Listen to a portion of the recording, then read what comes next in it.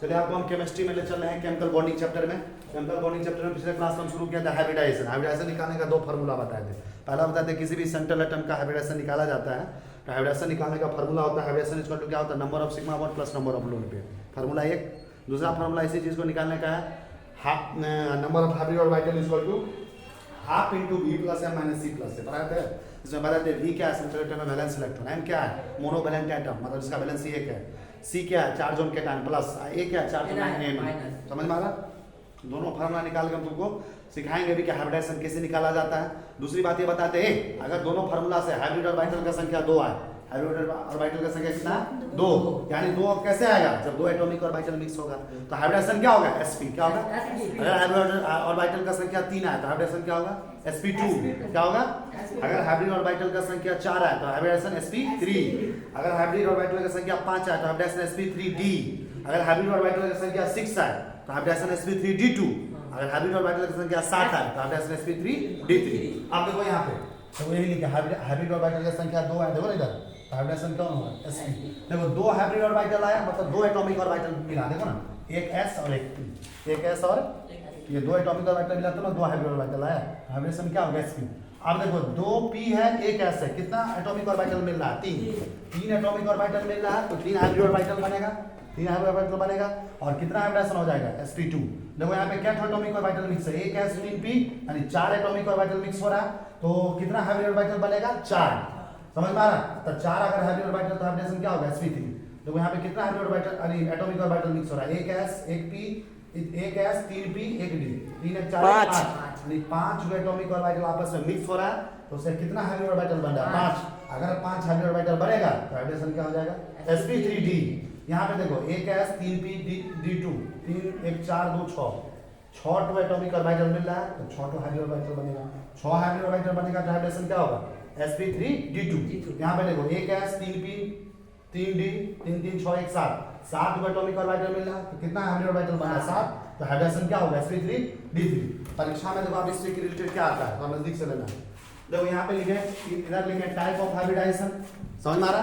हम तुमको हाइब्रिडाइजेशन निकालने का एक फार्मूला बताएं simple bond pair number of sigma bond plus number of lone pair, number of sigma bond plus number of lone pair. समझ में आ रहा ना? तो ये नंबर ऑफ बॉन्ड पेयर जो लिखा हुआ है वो सिग्मा बॉन्ड ही है, नंबर ऑफ बॉन्ड पेयर मतलब क्या है वो सिग्मा बॉन्ड। समझ में आ रहा? और साइड से यहाँ पे क्या लिखा है लोन पेयर। इधर क्या है जो हाइब्रिडाइजेशन आएगा उसका शेप कैसा होगा, शेप मतलब कैसा देखने में होगा। हम तुमको बना के भी दिखाएंगे किसका शेप कैसा होता है, अभी बनाएंगे बाद में बताएंगे। और बॉन्ड एंगल कितना होगा, बॉन्ड एंगल समझता है ना, एंगल जो होता है जो बॉन्ड बनाता है उसको क्या कहते हैं बॉन्ड एंगल। जैसे देखो हाइब्रिडाइजेशन अगर मान लो sp हाइब्रिडाइजेशन हो, कौन सा हाइब्रिडाइजेशन हो sp हाइब्रिडाइजेशन कैसे आएगा अगर बॉन्ड पेयर यानी सिग्मा बॉन्ड 2 हो और लोन पेयर कितना हो 0। 2 और 0 को जोड़ोगे देखो सिग्मा बॉन्ड 2 है बॉन्ड पेयर 2 है और लोन पेयर 0 तो 2 + 0 कितना हो गया 2 हो गया तो हाइब्रिडेशन क्या आएगा sp। समझ आ रहा? और जब 2 सिग्मा बॉन्ड होता है यानी बॉन्ड पेयर 2 होता है लोन पेयर 0 होता है उस केस में इस मॉलिक्यूल का शेप कैसा होता है लाइनर लीनियर। मॉलिक्यूल का शेप कैसा होता है लीनियर। समझ में आ रहा ना? अभी हम बताएंगे कैसा लीनियर से है। लीनियर शेप का मतलब क्या होता है अच्छा मॉलिक्यूल का शेप लीनियर होता है तो बॉन्ड एंगल कितना होता है 180 डिग्री। ये सब तुमको याद रखना पड़ेगा, काफी इस्तेमाल होता है इसका परीक्षा में सवाल बनाने में। क्या बोले जब हाइब्रिडाइजेशन sp हाइब्रिडाइजेशन हो बॉन्ड पेयर 2 है लोन पेयर 0 है तो शेप क्या आ जाएगा लीनियर। क्या आ जाएगा लीनियर। बॉन्ड एंगल उसके इसमें कितना 180 डिग्री। 180 डिग्री। इस टाइप का शेप आता है देखो ये ऐसे रहता है सीधा सीधा इससे ऐसा शेप होता सीधा, ये एंगल कितना हो जाता है 180 डिग्री। 180 डिग्री। ये इसी शेप को लीनियर शेप बोला जाता है। अब देखो हम बताएंगे वो आगे। दूसरा हाइब्रिडाइजेशन sp2 क्या है sp2 में 2 ठो केस लिए a और b। यहाँ पे देखो sp2 हाइब्रिडाइजेशन है तो यहाँ पे बॉन्ड पेयर कितना लिया गया है 3 और लोन पेयर कितना है 0 और 3 + 0 को जोड़ोगे तो 3 ही आएगा तब ना हाइब्रिडाइजेशन sp2 आएगा। तो हाइब्रिडाइजेशन sp2 है जब सिग्मा बॉन्ड 3 है यानी बॉन्ड पेयर 3 है लोन पेयर 0 है इस केस में शेप क्या होता है ट्राइगोनल प्लेनर। कौन सा शेप होता है ट्राइगोनल प्लेनर। कौन सा शेप होता है ट्राइगोनल प्लेनर। कुछ इस तरह का होता है जैसे ऐसे हुआ ना चलो इससे समझ में आ रहा? ये ट्राइगोनल प्लेनर शेप इसको बोला जाता है, बाद में बताएंगे कैसा होता है। तो ट्राइगोनल प्लेनर शेप हुआ बॉन्ड एंगल कितना होगा 120 डिग्री याद रखना पड़ेगा। जब हाइब्रिडाइजेशन sp2 हो सिग्मा बॉन्ड 3 है लोन पेयर 0 है तो शेप क्या हो जाएगा ट्राइगोनल प्लेनर बॉन्ड एंगल कितना होगा 120 डिग्री। इसका दूसरा केस देखो जब हाइब्रिडाइजेशन sp2 ही हो बॉन्ड पेयर 2 है लोन पेयर 1 हो तो 2 1 जोड़ेंगे तो कितना हो गया 3 तभी भी हाइब्रिडाइजेशन क्या sp2 बॉन्ड देखो यहाँ पे बॉन्ड पेयर 3 था यहाँ पे बॉन्ड पेयर 2 है यहाँ पे लोन पेयर 0 था यहाँ पे 1 है दोनों का सम 3 आया, ठीक है। sp2 में दूसरा केस है, जब बॉन्ड पेयर 2 है, लोन पेयर 1 है, तो इस केस में जो शेप आता है वो होता है एंगुलर। कौन सा शेप होता है? एंगुलर शेप को ही बोलते हैं वी शेप। क्या बोलते हैं? वी कैसे होता है इसे? ऐसे को बोलते हैं बेंड। बेंड मतलब मुड़ा हुआ। बेंड मतलब क्या होता है? मुड़ा हुआ है कि नहीं? तो देखो जब sp2 हाइब्रिडाइजेशन है, बॉन्ड पेयर 2 है, लोन पेयर 1 है, तो शेप क्या होगा? एंगुलर वी शेप या बेंड। और बॉन्ड एंगल देखो जब कभी भी लोन पेयर आ जाता है ना, देखो लोन पेयर जो आ जाता है किसी भी मॉलिक्यूल पे अगर लोन पेयर आ गया, क्या आ गया? तो उसका जो ओरिजिनल बॉन्ड एंगल था उससे घट जाता है। क्या आता है? पहले जो बॉन्ड एंगल उसका अपना ओरिजिनल बॉन्ड एंगल इसका कितना है? 120 डिग्री। तो जब ये इस पे एक लोन पेयर आ गया ना, तो बॉन्ड एंगल घटेगा। तो देखो बॉन्ड एंगल कितना है? 100, जो भी आएगा वो 120 डिग्री से कम होगा, जैसे लेस देन 120 डिग्री। एक बॉन्ड एंगल देखो, एक लोन पेयर आने से बताएंगे तुमको बॉन्ड एंगल 2.5 डिग्री से घटता है। कितना डिग्री से? एक लोन पेयर आने से बॉन्ड एंगल कितना डिग्री से घटेगा? 2.5 डिग्री। कितना घटेगा? 2.5 डिग्री। समझ में आ रहा? तो देखो 120 डिग्री का लोन पेयर तो बॉन्ड एंगल घटा ना, जो भी आएगा वो 120 डिग्री से कम होगा। तो ये तुमको याद रखना पड़ेगा दिमाग में। सवाल बनाने में डायरेक्ट आएगा, हाइब्रिडाइजेशन sp है, number of sigma bond lone pair 2 है, तो शेप क्या होगा? लीनियर। बॉन्ड एंगल कितना होगा? 180 डिग्री। sp2 में सिग्मा बॉन्ड 3 है, लोन पेयर 0 है, तो शेप क्या होगा? Triangular pair. Bond angle 120 degree. sp2 है, बॉन्ड पेयर अगर 2 है, लोन पेयर 1 है, शेप क्या होगा? एंगुलर वी शेप या बेंड। बॉन्ड एंगल 120 डिग्री से कम। ये तुमको डायरेक्ट दिमाग पे याद रखना पड़ेगा, काफी इंपॉर्टेंट है। ये वीवीआई है, क्या है? वीवीआई। हर साल नीट जेईई मेंस हर जगह एग्जाम में सब आता है, क्वेश्चन पक्का पूछता है। क्वेश्चन बैंक तो भरा हुआ है इस सब क्वेश्चन से। मॉलिक्यूल दे देगा, बोलेगा हाइड्रेशन निकालो, शेप क्या होगा, बॉन्ड एंगल क्या होगा, बहुत कुछ पूछता है। तो ये सब वीवीआई चीज है, खूब पूछता है परीक्षा में। तीसरा केस है, तीसरा हाइब्रिडाइजेशन कौन है? sp3। कितना है? sp3 का हम 3 ठो केस लिए। देखो case number 1, case number B, case number C, तीनों केस आता है परीक्षा में। sp3 में देखो कितना हाइड्रोजन बाइट होना चाहिए? 3 है 4। तो देखो sp3 में पहला केस है कि जब नंबर ऑफ बॉन्ड पेयर यानी सिग्मा बॉन्ड कितना है? 4। लोन पेयर कितना है? 0। देखो कभी भी इसको जोड़ोगे जो भी चीज ना तो 4 ही आएगा। इसको जोड़ोगे तो कितना आएगा? 3। इसको जोड़ोगे तो कितना आएगा? 2। ये दिमाग में याद रखना।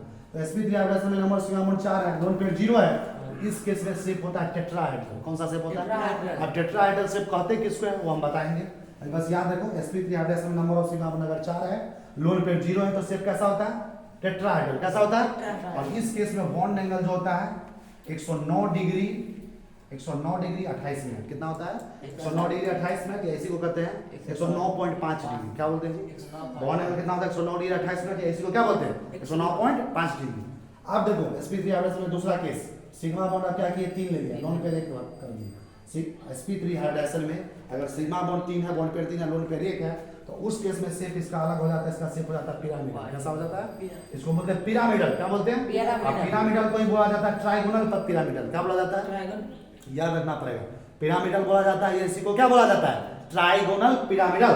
और तुमको अभी ये बताया कि जो जब ये बॉन्ड एंगल आ गया तो उसका जब ये लोन पेयर आ गया तो बॉन्ड एंगल घटेगा। तो पुराना बॉन्ड एंगल पहले क्या होता था? 109 डिग्री 28 मिनट या 109.5 डिग्री। अब बॉन्ड एंगल इससे घटेगा। तो लिखा अब जो बॉन्ड एंगल आएगा कितना होगा?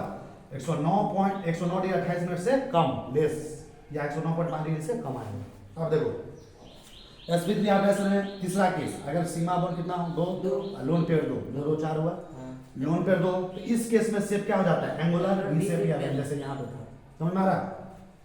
और यहाँ भी लोन पेयर का आने से बॉन्ड एंगल घटेगा। तो क्या होगा? पहला ओरिजिनल बॉन्ड एंगल इतना था 109 डिग्री 28 मिनट, उससे क्या होगा? कम होगा, 109 डिग्री 28 मिनट से कम या 109.5 डिग्री से कम। समझ में आ रहा? एक लोन पेयर आने से बॉन्ड एंगल 2.5 डिग्री से घटता है। तो यहाँ पे एक बॉन्ड एंगल तो इसमें से 2.5 घटा दो, इसमें 2 लोन पेयर आया तो इसमें और 5 डिग्री घटा दो, इसमें 5 डिग्री घटा दो तो उतना बॉन्ड एंगल इसका होगा। समझ में आ रहा? अब देखो तो sp का केस खत्म हो गया, sp2 हाइब्रिडाइजेशन का केस खत्म हो गया, sp3 हाइब्रिडाइजेशन का केस हो गया। चौथा हाइब्रिडाइजेशन है sp3d। क्या है जी? sp3d में अभी हम 2 केस है, अभी 2-3 केस और है इसमें। तो पहले 2 केस जो अभी बोर्ड पे लिखा उसको बता रहे, अभी एक साइड 2 केस और है। तो देखो sp3d हाइब्रिडाइजेशन में पहला केस क्या है? जब सिग्मा बॉन्ड कितना हो? बॉन्ड पेयर 5 हो, लोन पेयर 0, दोनों को सम करोगे तो 5 ही आएगा। समझ में आ रहा? देख रहा है? 3 1 4 1 5। तो जब sp3d हाइब्रिडाइजेशन में सिग्मा बॉन्ड 5 हो, लोन पेयर 0 हो, इस केस में शेप जो होता है मॉलिक्यूल का ट्राइगोनल बाइपिरामिडल। क्या होता है जी? Trigonal bipyramidal. इसी को शॉर्ट फॉर्म बोलते हैं टीबीपी। क्या बोलते हैं? टीबीपी मतलब ट्राइगोनल बाइपिरामिडल। और इस केस में 2 तरह का बॉन्ड एंगल आता है। कितने तरह का? 2। एक होता है इस केस में 120 डिग्री बॉन्ड एंगल भी होता है और 90 डिग्री भी होता है। क्या क्या होता है जी? 120 डिग्री भी होगा और 90 डिग्री भी। 120 डिग्री जो बॉन्ड एंगल होगा किस पोजीशन पे पाया जाएगा, इक्वाटोरियल पोजीशन पे, जैसे लोग बोलते हैं इसको इक्वाटोरियल बॉन्ड एंगल। और 90 डिग्री बॉन्ड एंगल किस पोजीशन में पाया जाएगा, एक्सियल पोजीशन पे, इसको बोलेंगे एक्सियल बॉन्ड एंगल। समझ में आ रहा, ये क्या होता है इक्वाटोरियल, क्या होता है एक्सियल, इसको जब समझाएंगे शेप के साथ, ये ट्रायंगल डायगोनल किसको बोलते हैं सब हम बताएंगे, इसका मतलब क्या होता है शेप का, सभी शेप को बना के दिखाएंगे कैसा होता है। समझ में आ रहा, अभी बस इतना याद रखो, sp3 डायग्राम में अगर सिग्मा बॉन्ड 5 है, लोन पेयर 0 है, शेप होगा ट्रायंगल बाइपिरामिडल TBP। और उसके इसमें दो तरह का बॉन्ड एंगल मिलेगा मॉलिक्यूल में, 120 डिग्री भी मिलेगा, 190 डिग्री। 120 डिग्री कहाँ मिलेगा, इक्वाटोरियल पोजीशन पे, देखो बोलेंगे इक्वाटोरियल बॉन्ड एंगल। 90 डिग्री कहाँ मिलेगा, एक्सियल पोजीशन पे, इसको क्या बोलेंगे, एक्सियल बॉन्ड एंगल। अब देखो sp3 डायग्राम में दूसरा केस, अगर सिग्मा बॉन्ड कितना हो 4 या बॉन्ड पेयर 4 है, लोन पेयर कितना हो 1, दोनों का सम करेंगे अभी भी 5 आएगा।